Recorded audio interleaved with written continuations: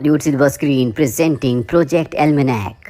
इस कहानी की शुरुआत में डेविड को दिखाया जाता है जिसने अपने दोस्तों के साथ मिलकर एक बहुत ही खास ड्रोन बनाया है जिसे अपने हाथों से कंट्रोल कर सकते हैं और ये इस ड्रोन की रिकॉर्डिंग फुटेज को MIT यूनिवर्सिटी में भेजते हैं। दरअसल डेविड का हमेशा से सपना था कि वो MIT में पढ़े।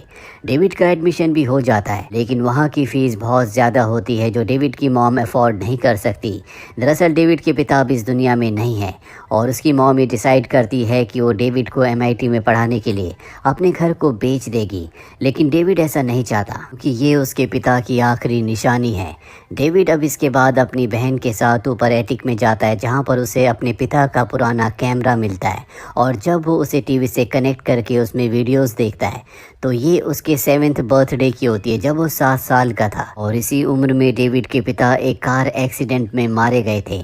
डेविड जब अपनी बहन के साथ उस फुटेज को देख रहा होता है तभी वो एक चीज़ देखकर हैरान हो जाता है। दरअसल वो उस वीडियो में अपने करंट वर्जन को यानी कि अपनी जवानी के अस्तित्व को देखता है जो एक शीशे के सामने खड़ा होता है। ये देखकर डेविड और उसकी बहन पूरी तरह से हैरान हो जाते हैं क्योंकि एक तरफ तो 7 साल का डेविड होता है और उसी वीडियो में यंग वर्जन वाला यानी कि अभी का डेविड।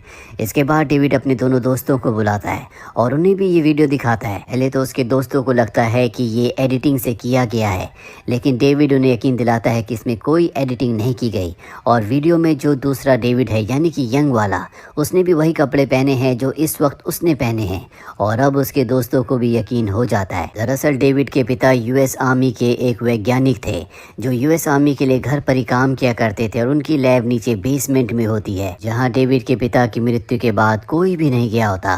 और अब डेविड नीचे बेसमेंट में जाता है जहां पर इन्हें ज़मीन के अंदर तहखाने में एक बॉक्स मिलता है और जब डेविड उस बॉक्स को खोलता है उसमें एक छोटी सी मशीन और कुछ नोट्स होते हैं। ये तीनों के तीनों नोट्स को पढ़ते हैं जिससे इन्हें पता चलता है कि डेविड के पिता US आर्मी के लिए एक टाइम ट्रैवल मशीन पर काम कर रहे थे और इस प्रोजेक्ट का नाम था एल्मेनाक। डेविड के दोस्त कहते हैं कि हमें इस मशीन को बनाना चाहिए। हालांकि डेविड नहीं बनाना चाहता पर उसके दोस्त कहते हैं कि अगर तुमने इस मशीन को बनाया तो पास्ट में जाकर एक बार फिर से तुम अपने पिता से मिल सकते हो और वैसे भी तुमने वीडियो में अपने आप को देखा था यानी कि वो घटना घट चुकी है, इसीलिए तुम्हें उस घटना को दोबारा से दोहराना होगा। डेविड अब कन्विंस्ड हो जाता है। इसके बाद ये नोट्स की मदद से यहाँ पर टाइम मशीन बनाना शुरू करते हैं। पहले अटेम्प्ट में इनकी जितनी भी बैटरीज होती हैं वो ओवरहीट होने की वजह से ब्लास्ट होने लगती है, लेकिन इसके बाद ये प्रॉब्लम को सॉर्ट आउट करके एक बार फिर से उस मशीन को बनाते हैं।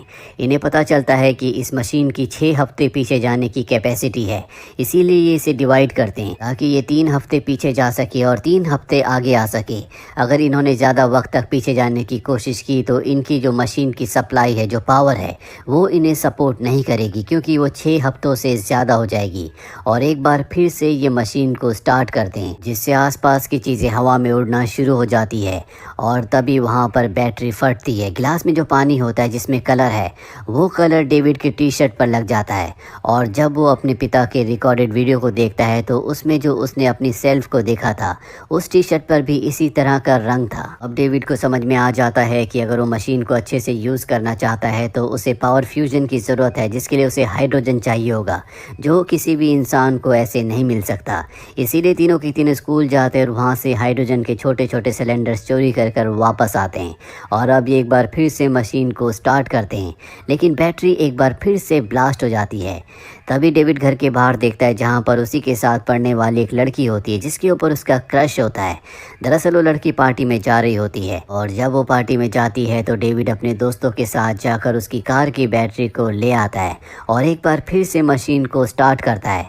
तभी वहाँ पर वो लड़की भी आ जाती है। दरअसल इस लड़की का नाम जेसिका है और वो देखती है कि चीज़ें हवा में उड़ रही हैं। दरअसल सबसे पहले टाइम ट्रैवल के थ्रू एक कार को पास्ट में भेजना चाहते हैं और इस बार ये कामयाब हो जाते हैं। उस टॉय कार को ये टाइम ट्रैवल करा के पास्ट में भेज देते हैं और तभी पूरे शहर की लाइट ऑफ हो जाती है और जब लाइट आती है तो ये देखते हैं कि वो टॉय कार ऊपर सीलिंग में फंसी हुई है। दरअसल इन्होंने टॉय कार में कैमरा भी लगा दिया था और उस कैमरे की मदद से इन्हें पता चलता है कि वो टॉय कार पास्ट में 2 घंटे पीछे गई थी।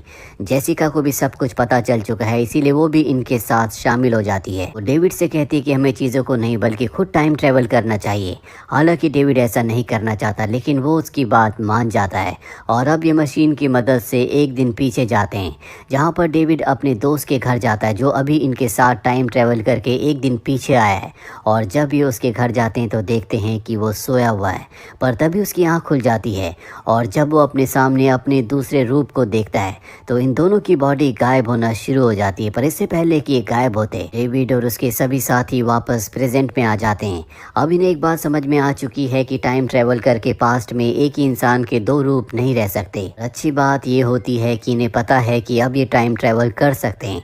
अब यहाँ पर डेविड का वो दोस्त जो कि एक टेस्ट में फेल हो गया था, वो टाइम ट्रेवल करके उस टेस्ट को पास कर लेता है। साथ ही डेविड की सिस्टर उस लड़की से बदला लेती है जो स्कूल में उसे बुली किया करती थी। यहाँ पर डेविड का जो दूसरा दोस्त होता है, जो लॉटरी टिकट हार गया था, अब वो टाइम ट्रेवल करके उसे जीत लेता है। जीत के तौर पर उसे $12 लाख मिलते हैं, जिसे सब ये आपस में बांट लेते हैं। डेविड अपनी मॉम को कुछ पैसे देता है, साथ ही वो कुछ पावरफुल बैटरीज खरीदता है ताकि टाइम ट्रेवल की ड्यूरेशन को और भी बढ़ाया जा सके। और अब इनकी टाइम ट्रेवल की ड्यूरेशन 3 मंथ्स की हो जाती है, इसीलिए टाइम ट्रेवल करके 3 महीने पीछे जाते हैं, जहाँ पर ये सब के सब एक पार्टी में होते हैं। और वहाँ जाने के बाद डेविड जेसिका के उस रूप से मिलता है जो उस वक्त का था। जेसिका उसे अपनी फीलिंग शेयर करना चाहती है कि वो उसे पसंद करती है, लेकिन डेविड उसकी बातों पर ध्यान नहीं देता। वापस प्रेजेंट में आने के बाद डेविड को एहसास होता है कि उसने गलती की, इसीलिए वो टाइम ट्रेवल करके अकेला ही पास्ट में जाता है। और इस बार वो जेसिका की बात सुनकर उसके प्रपोजल को एक्सेप्ट कर लेता है। जब वो वापस प्रेजेंट में आता है तो उसे पता चलता है कि वो और जेसिका अब गर्लफ्रेंड बॉयफ्रेंड हैं। ये दोनों अब रिलेशनशिप में हैं। ये देखकर डेविड हैरान हो जाता है। वो समझ जाता है कि पास्ट में आने जाने से इन्होंने प्रेजेंट में बहुत कुछ बदलाव कर दिया है। डेविड की मॉम, जिनके पास बहुत अच्छी जॉब थी, पैसे थे, अब उनके पास जॉब नहीं होती। वो एक जॉब इंटरव्यू के लिए जा रही होती हैं। इसके बाद डेविड अपने स्कूल आता है, जहाँ पर उसके दोस्त, टीचर कोई भी उससे अच्छे से बात नहीं कर रहे होते। और तभी वो सामने देखता है कि बास्केटबॉल टीम का जो कैप्टन था, जो उसका साथी है, उसके पैर में फ्रैक्चर है। दरअसल उसका कार एक्सीडेंट हो गया था और ये तब हुआ था जब इन्होंने अपनी टाइम मशीन को स्टार्ट किया था और पूरे शहर की लाइट चली गई थी। और कैप्टन का एक्सीडेंट होने की वजह से बास्केटबॉल टीम का जो इनका मैच था, जिसे ये असल ज़िंदगी में असल टाइमलाइन में जीत गए थे, वो भी हार गए होते हैं। और अब डेविड के दोस्तों का कॉल उसे आता है और जब डेविड उनके पास जाता है तो वो उसे आज से 7 दिन पुरानी एक न्यूज़ दिखाते हैं, जिसमें एक प्लेन क्रैश हो गया था और इस प्लेन क्रैश में 70 यात्री मारे गए थे। इस प्लेन के जो पायलट थे वो इन्हीं की क्लास में पढ़ने वाले, जो कि बास्केटबॉल टीम का कैप्टन भी है, जिसके पैर पर फ्रैक्चर है, उसके पिता हैं। दरअसल जिस दिन ये एक्सीडेंट हुआ उस दिन उस कैप्टन के पिता उसका बास्केटबॉल मैच देखने के लिए आए थे, लेकिन इनकी टाइम ट्रेवल मशीन की वजह से शहर में अंधेरा हुआ, कैप्टन का एक्सीडेंट हुआ, उसके पैर में फ्रैक्चर हुआ, जिस वजह से उसने मैच में हिस्सा नहीं लिया और उसके पिता मैच देखने के लिए नहीं आए। वो प्लेन को फ्लाई कर रहे थे और उसका एक्सीडेंट हो गया। और अब इन सबको अपनी गलती का एहसास हो चुका है। के बाद ये और भी न्यूज़ देखते हैं जिसमें बहुत सारी ऐसी घटनाएं हुई थी जो पहले नहीं हुई थी। ये तय करते हैं कि इन्हें पास्ट में 3 महीने एक बार फिर से पीछे जाना होगा और वहाँ पर जाकर ऐसा करना होगा जैसे वहाँ पर थे ही नहीं, ताकि प्रेजेंट पे सब कुछ वैसे ही हो जाए जैसे पहले था। डेविड यहाँ पर सबको सच बता देता है कि वो अकेला ही 3 महीने पीछे गया था और उसी की वजह से सब कुछ हुआ है। अगर वो अकेला नहीं गया होता तो शायद हालात कुछ और होते। डेविड का दोस्त उससे पूछता है कि तुम अकेले क्यों गए थे। डेविड उसे कारण नहीं बताता, क्योंकि वो जेसिका को अपनी ज़िंदगी में चाहता है, वो उसे खोना नहीं चाहता। और एक बार फिर से वो टाइम ट्रैवल करके अकेला ही पास्ट में जाता है। ये उस पल में जाता है जहाँ पर इन्होंने पहली बार टॉय कार को 1 घंटे पीछे टाइम ट्रैवल करा के भेजा था। और अब ये वहाँ पहुँच जाता है जहाँ पर बास्केटबॉल टीम का कैप्टन होता है, जहाँ पर उसका एक्सीडेंट हुआ था और वो उसका एक्सीडेंट होने से बचा लेता है। उसे बचाने के बाद डेविड वापस प्रेजेंट में आता है और न्यूज़ देखता है। वो देखता है कि उसकी टीम के कैप्टन को बचाने के बाद उन्होंने मैच खेला और वो मैच जीत गए। इस वजह से कोई भी प्लेन क्रैश नहीं हुआ। और अब डेविड की सिस्टर उसके पास आती है और कहती है कि हमें जाना है, जल्दी तैयार हो जाओ। दरअसल एक बार फिर से पास्ट में बदलाव की वजह से प्रेजेंट में बहुत कुछ बदला होता है। डेविड की सिस्टर उसे एक हॉस्पिटल ले जाती है, जहाँ पर डेविड का दोस्त होता है जो बहुत ही बुरी हालत में होता है। डेविड को यहाँ पता चलता है कि बास्केटबॉल मैच जीतने के बाद उसके दोस्त का एक्सीडेंट हुआ था और अब डेविड तय करता है कि एक बार फिर से वो पास्ट में जाएगा।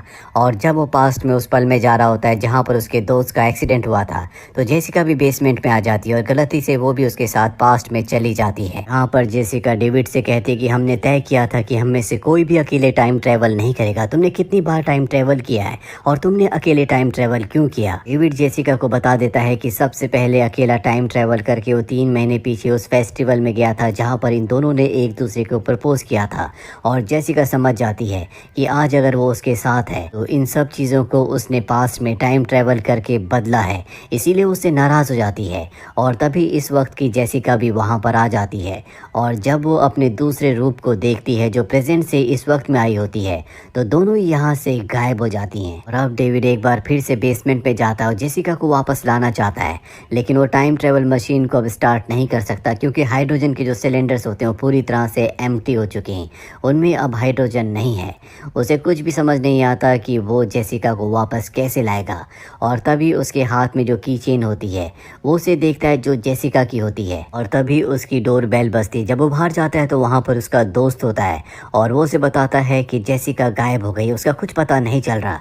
डेविड बताता है कि ये सब मेरी वजह से हुआ है, दरअसल मैं अपने दूसरे दोस्त को उसके एक्सीडेंट से बचाना चाहता था। डेविड का दोस्त कहता है लेकिन वो पूरी तरह से ठीक है, उसका कोई भी एक्सीडेंट नहीं हुआ। साथ ही वो समझ जाता है कि डेविड कई बार टाइम ट्रैवल कर चुका है। डेविड अपने दोस्त को कहता है कि अब मुझे 10 साल पीछे जाना होगा, तभी मैं सब कुछ ठीक कर सकता हूँ, सब कुछ पहले की तरह हो जाएगा। लेकिन उसके लिए इन्हें हाइड्रोजन चाहिए। इससे पहले कि हाइड्रोजन यहाँ पर ला पाते पुलिस यहाँ पर आ जाती है क्योंकि जेसिका गायब होती है। पुलिस से बचने के लिए डेविड यहाँ से स्कूल भाग जाता है क्योंकि वहाँ पर उसे हाइड्रोजन मिल सकता है। उसके पास अब भी टाइम ट्रैवल मशीन होती है। पुलिस उसका पीछा कर रही होती है क्योंकि पुलिस को उसी के ऊपर शक है, उसी ने जेसिका को कहीं गायब किया है। और इससे पहले कि पुलिस उसे गिरफ्तार करती उस तक पहुंचती, वो एक बार फिर से टाइम ट्रैवल करके आज से 10 साल पहले यानी कि सन 2004 में पहुंच जाता है। यहाँ जब वो अपने घर पर जाता है तो देखता है कि उसका बचपन का रूप जो अपना बर्थडे सेलिब्रेट कर रहा है, जो इस वक्त 7 साल का है। यहाँ पर डेविड अपने फादर को भी देखता है जो अब भी जिंदा होते हैं। दरअसल इसी पल के बाद उसके फादर का एक्सीडेंट हुआ था। उसके फादर नीचे लैब में जाते हैं जहाँ बेसमेंट पे वो अपना काम करते हैं। डेविड भी वहाँ पहुँच जाता है। डेविड के फादर जब डेविड को देखते हैं तो वो उसे पहचान लेते हैं। वो समझ जाते हैं कि डेविड टाइम ट्रैवल करके फ्यूचर से इस वक्त में आया है। वो डेविड से कहते हैं क्या तुमने इस मशीन की सारी प्रॉब्लम्स को सुलझा दिया? डेविड कहता है कि हाँ। उसके पिता इस बारे में उससे पूछना चाहते हैं लेकिन डेविड कहता है कि हमें दोबारा बार बार मौका नहीं मिलता। वो अपने पिता को अपने गले से लगाता है जिसके बाद उसके पिता चले जाते हैं। हालांकि वो अपने पिता को बचा सकता था लेकिन डेविड जानता है कि अगर उसने ऐसा किया तो टाइमलाइन पूरी तरह से बदल जाएगी, बहुत सारी ऐसी घटनाएं हो जाएंगी जो पहले नहीं हुई थी। इसीलिए वो अपने पिता को गले लगाकर आखिरी अलविदा कहता है। और जब उसके पिता चले जाते हैं तो वो उस टाइम ट्रैवलिंग मशीन को पूरी तरह से तोड़ देता है, नष्ट कर देता है ताकि भविष्य में कुछ भी ना बदले। और मशीन के टूटने के बाद वो भी बेसमेंट से गायब हो जाता है। डेविड का इस 7 साल का बचपन का रूप धीरे धीरे बढ़ता है और सब कुछ वैसा ही होता है जैसे पहले घटा था।